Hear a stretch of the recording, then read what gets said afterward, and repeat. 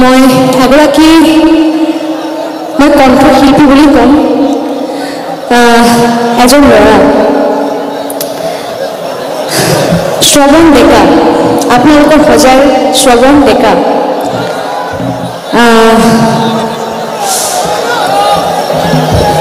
আগতে তাক মানে মই মঞ্চত মাতিম সৰু হয় সেইকাৰণে তাক বুলি ক'লোঁ আগতে মঞ্চত মাতিম তাৰপিছতে বাকী কথাখিনি ক'ম তেওঁ চাব নোৱাৰে কিন্তু মই যেনেকুৱা জুবিন দাক ভাল পাওঁ জুবিন দাক সন্মান কৰি থাকোঁ জুবিন দাক গান গাই থাকোঁ তেওঁ জুবিন দাৰে গান গাই থাকে জুবিন দাক বহুত ভাল পায় আৰু আপোনালোকৰ অসমৰ ল'ৰা হোজাইৰ ল'ৰা আজি শ্ৰৱণ এই নামটো শুনি বহুত ভাল লাগিল মা দেউতাৰ নাম ৰাখিছিলে শ্ৰৱণ ডেকা শ্ৰৱণ এইকাৰণে ৰাখিছে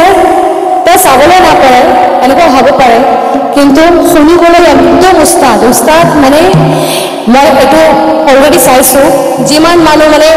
এনেকুৱা আৰ্টিষ্ট বহুত দেখিছোঁ মানে চাবলৈ নোৱাৰে কিন্তু গান বহুত ধুনীয়াকৈ গায় বহুতেই ধুনীয়াকৈ গায়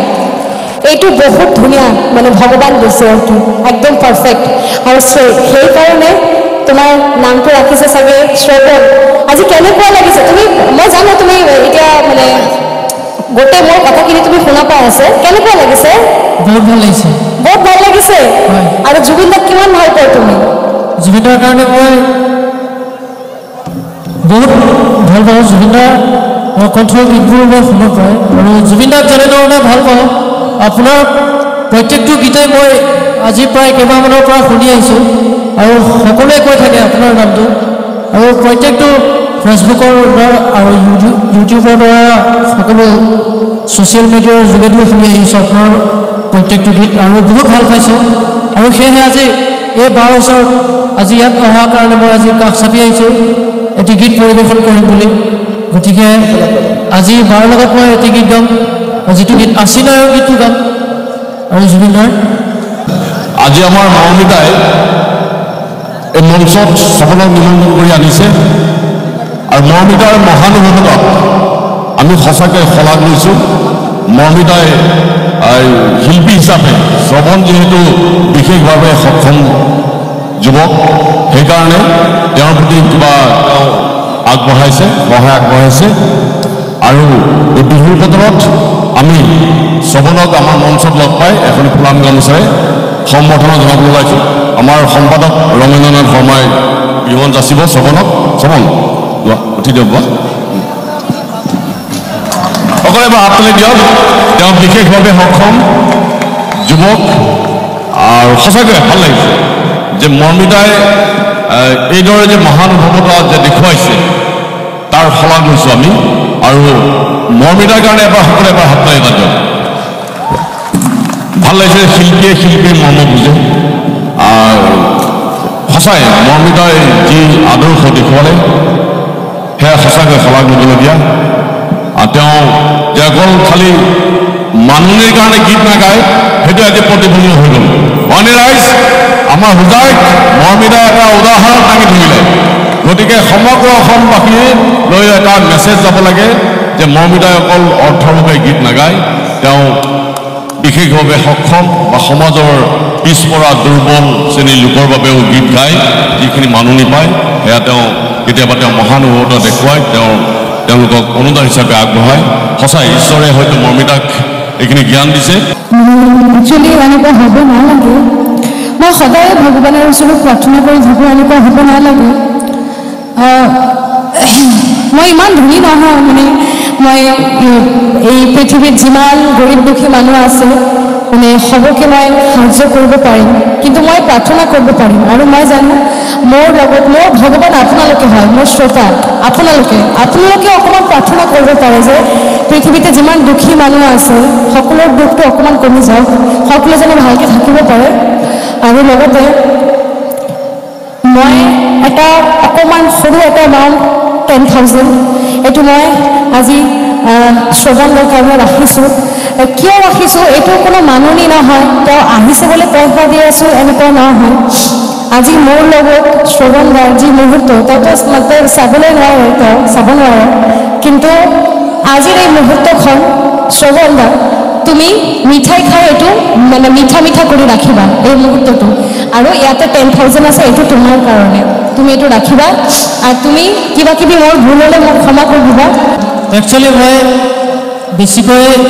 ইমান কথা ক'ব পৰা অভিজ্ঞতা নাই, তথাপিও মই কওঁ, মই যদি এই বাজনীক যদি এবাৰ দেখিব পৰা হ'লে মোৰ মনটো বহুত ভাল লাগিল।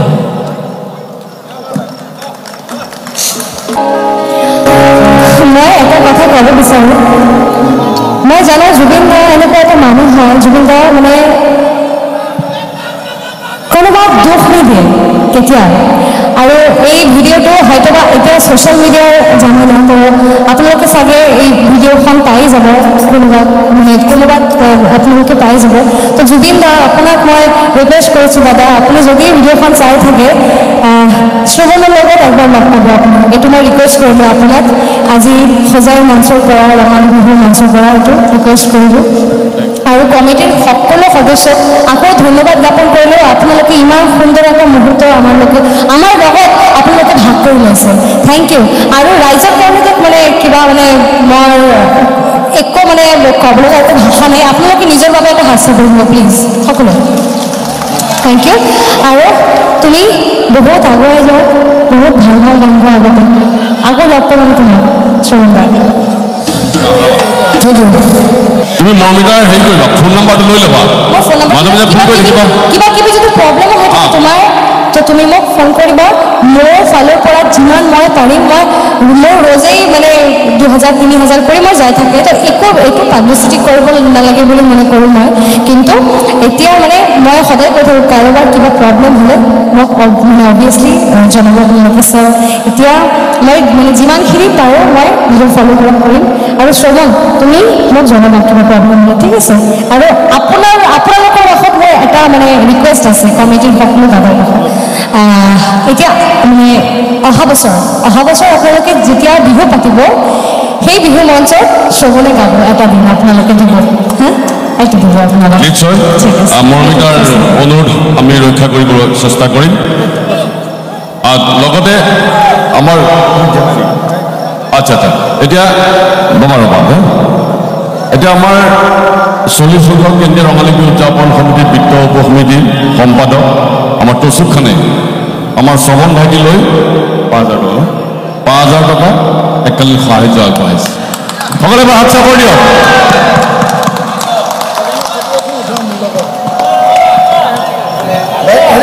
शोभन भाई, आपका मरमिता दीदी का तरह तो मैं अमीर नहीं हूँ। मैं अमीर नहीं हूँ, मैं सच बात बताऊँ, बहुत सिंपल हूँ, मैं अमीर नहीं हूँ। मुझसे जितना हो रहा है मैं आपके लिए कर रहा हूँ और प्रॉमिस करता हूँ सबके सामने कि इन फ्यूचर कभी भी जरूरत पड़े मुझे याद करना, हमेशा आपके साथ रहूँगा।